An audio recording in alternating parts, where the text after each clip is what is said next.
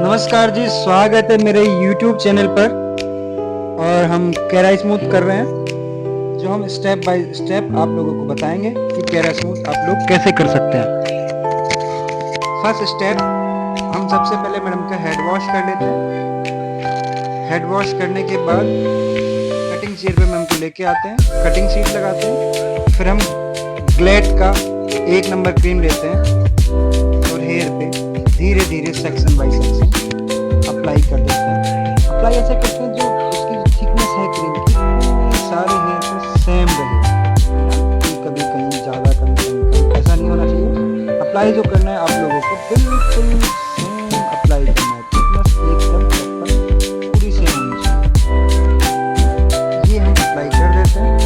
Apply करते करते last का ये रह जाता है, लास्ट में भी हम अप्लाई कर देते हैं। उसके बाद हम वेट करते हैं 45 मिनट। विजिबल चेक भी कर सकते हैं 45 मिनट के लगभग।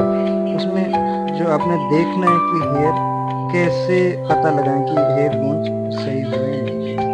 तो ये देखिए, हम पहले तो विजिबल चेक करते हैं। विजिबल में क्या होगा कि जो हेयर का एक्चुअल कलर था वो ब्राउन की तरफ फेड आउट हो जाएगा थोड़ा सा। तो आप समझ लेना कि हेयर हमारा बोन्स हो चुका है।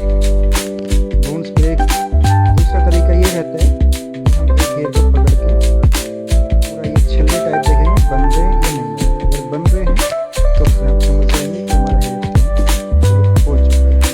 हेयर बोन ब्रेक होने के बाद फिर हम शैम्पू चेयर पे ले जाके रिंस करते हैं। याद रहे हमें रिंस करना है, ना कि शैम्पू।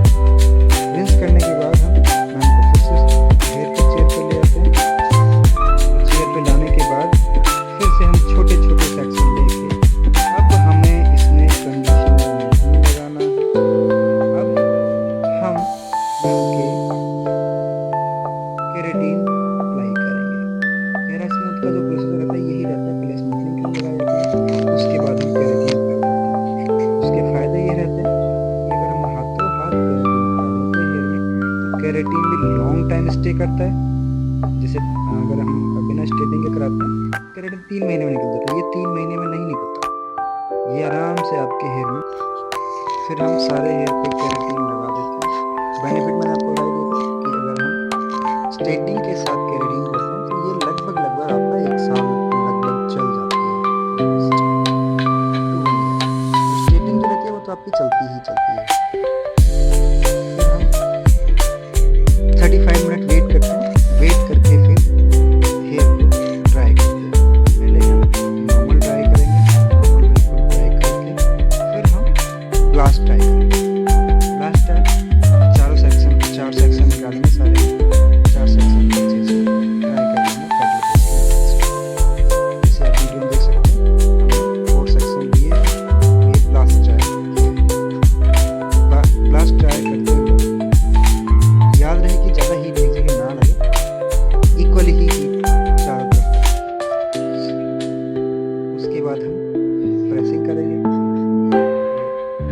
प्रेसिंग में भी आपको ये ध्यान देना है बिल्कुल उसके डिग्री के अकॉर्डिंग जहाँ जैसा, मतलब प्रेसिंग आपको 90 डिग्री पे ही करनी है। जो नेक के पास के बाल होते हैं ये 90 डिग्री पे हम देखो कर रहे हैं। करके स्कैल्प के पास से आपको 90 डिग्री पे करना है, उसके बाद आप नीचे से डाउन में कर सकते हैं। देखिए प्रेसिंग हमारी एकदम हेयर के 90 डिग्री पे चल रही है।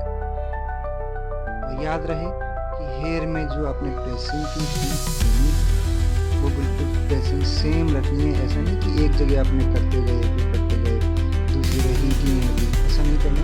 इक्वल हीट लगनी चाहिए। जैसे आपने स्ट्रेटनिंग क्रीम लगाई थी इक्वल, वैसे ही प्रेसिंग इक्वल लगनी चाहिए ताकि आपका हेयर का रिजल्ट और भी अच्छा आए।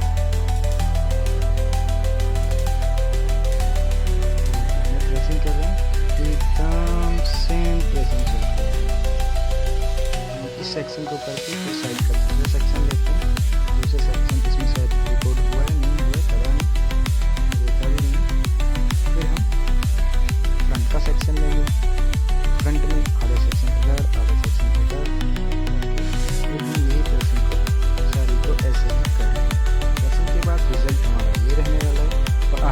लॉस भी यही रिजल्ट है। ये रिजल्ट आपको कैसा लगा मुझे कमेंट करके